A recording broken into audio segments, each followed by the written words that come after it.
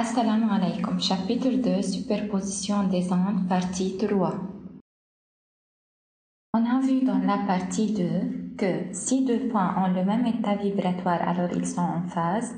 Si deux points ont deux états vibratoires opposés, alors ils sont en opposition de phase ou antiphase. Deux points sur le même rayon d'onde sont dits en phase si la distance entre eux est égale k lambda et k est un entier naturel. Deux points sur le même rayon d'onde sont dits en opposition de phase si la distance entre eux est égale k plus n demi lambda est égal à 2k plus 1 sur 2 lambda est égal à un nombre impair sur 2 lambda. K est un entier naturel. À la fin de ce chapitre, vous devez être capable d'énoncer et expliquer le principe de superposition des ondes. Le principe de superposition des ondes. En fait, la superposition des ondes est l'intersection de deux ondes qui passent par le même point en même temps. Ce principe ne s'applique qu'à des signaux parallèles de faible amplitude. Observez bien cette figure où l'onde rouge qui vient de gauche et l'onde bleue qui vient de droite passent par le même point en même temps, alors elles se superposent. Puis, après cette rencontre, chacune d'elles continue à se propager dans leur sens initial. En fait, on distingue deux types de superposition des ondes, superposition constructive et superposition destructive. Superposition constructive. Si les deux signaux sont de même sens, alors c'est une superposition constructive. Elle peut être une superposition constructive de deux crêtes, comme la figure 1, et superposition constructive de deux creux, comme la figure 2.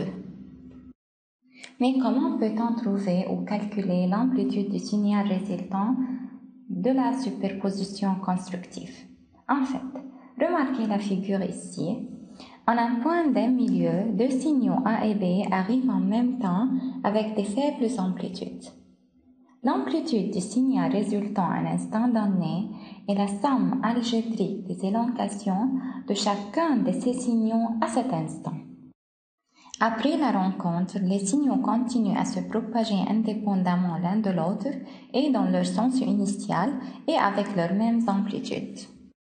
Observez bien cette simulation. L'amplitude détectée est maximale lorsque les signaux sont en phase. On dit alors qu'il y a une superposition constructive. Exemple 1. On a pris comme une échelle, chaque carreau représente 1 mm. Ici, le signal A a une amplitude est égale à 2 mm et le signal B a une amplitude est égale à 3 mm. Ces deux signaux se superposent à un point donné à un instant donné.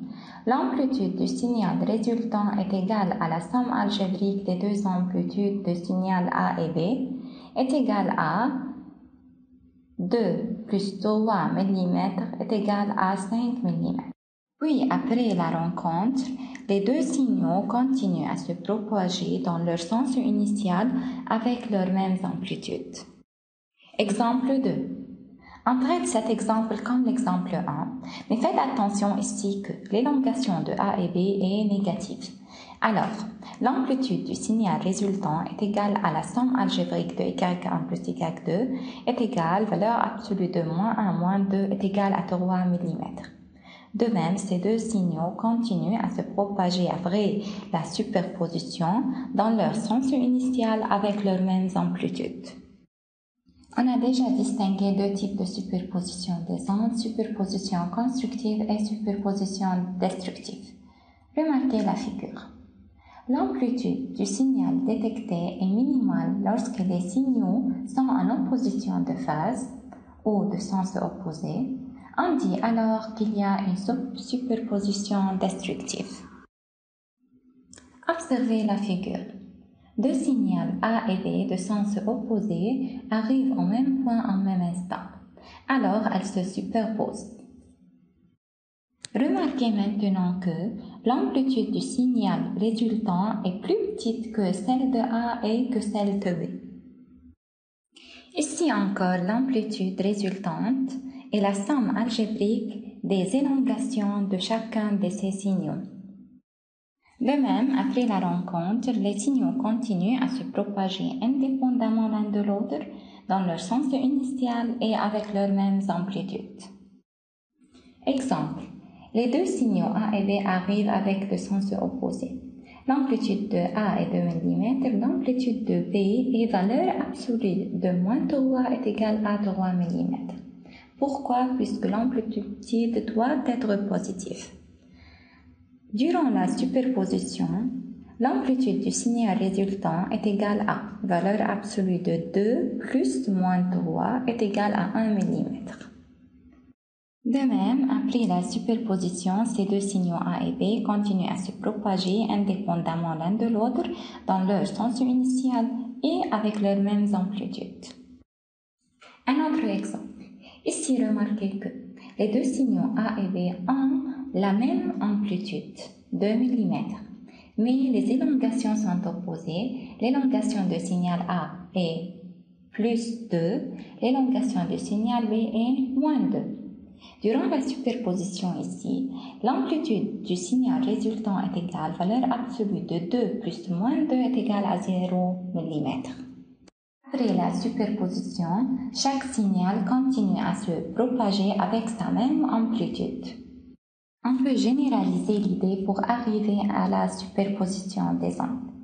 K1 et K3 représentent une superposition constructive où les deux ondes 1 et 2 vibrent en phase. Alors, elles se superposent pour donner une onde résultante avec une amplitude maximale. K2 et K4 représentent une superposition destructive où les deux ondes vibrent en opposition de phase. Alors, elles se superposent et donnent une onde résultante avec une amplitude minimale.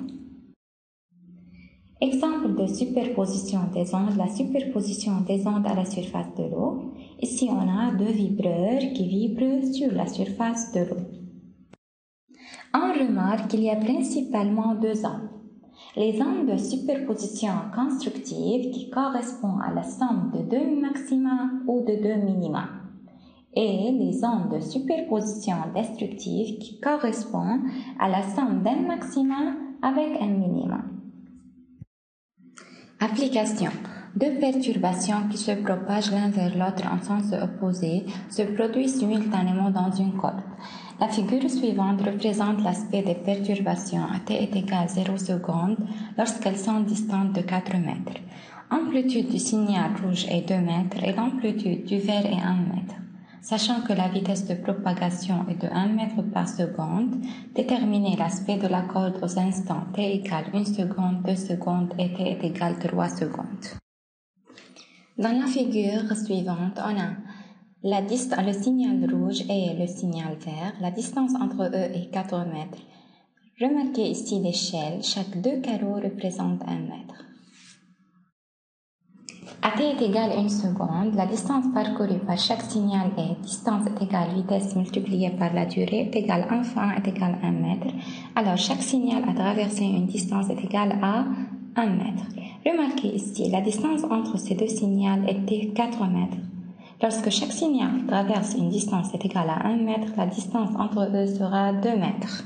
À t est égal 2 secondes. Après 2 secondes, la distance parcourue par chaque signal et distance est égale vitesse multipliée par la durée. 1 fois 2 est égal à 2 mètres. Faites attention que cette distance est traversée par rapport à la position initiale. Remarquez ici la position initiale à t est égal 0. À t est égal 1 seconde. Chaque signal traverse une distance 1 mètre par rapport à sa position initiale. À t est égal 2 secondes. Chaque signal traverse une distance 2 mètres par rapport à sa position initiale.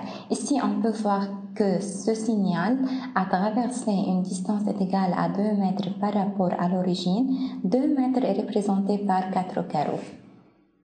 Alors, à cet instant, t est égal 2 secondes, ces deux signaux arrivent à la même position au même instant. Alors, on aura une superposition. Cette superposition est destructive puisque les deux signaux rouge et vert sont de sens opposés. Donc, l'amplitude du signal résultant est. Remarquez la figure, on a représenté le signal résultant en noir qui est la somme algébrique de deux signaux Ici, la somme algébrique de 2 plus moins 1 est égale à 1 mètre. Ce signal résultant est représenté par 2 carreaux puisque chaque 2 carreaux représente 1 mètre. Après 3 secondes, la distance parcourue par chaque signal est D est égal V multiplié par delta T est égal 1 fois 3 est égal 3 mètres par rapport à la position initiale. Alors, remarquez ici la figure. À T égale 0, ce signal rouge est T dans cette position. Puis, après 3 secondes, il a traversé une distance égale à 3 mètres. Alors, remarquez ici 1 mètre, 2 mètres, 3 mètres. De même, pour le signal vert, on peut remarquer ici la position initiale. Le signal vert était ici. Alors, elle a traversé une distance égale encore à 3 mètres. Alors, ici, on peut voir 1, 2 et 3. Alors, on peut déduire que ces deux signaux se superposent à t est égal 2 secondes. Puis, après 1 seconde, chaque signal se déplace avec sa propre amplitude d'origine. Pour bien clarifier l'idée, remarquez cette simulation.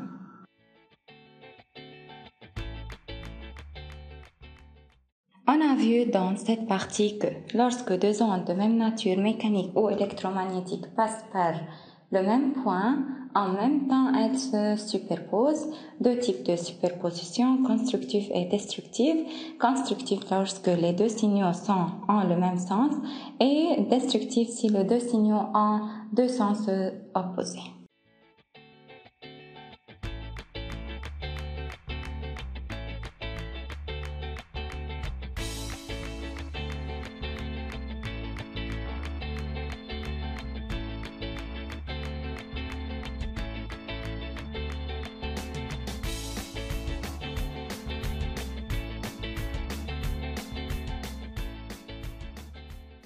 C'est la fin du chapitre 2 Superposition des ondes. Merci pour votre attention et au revoir.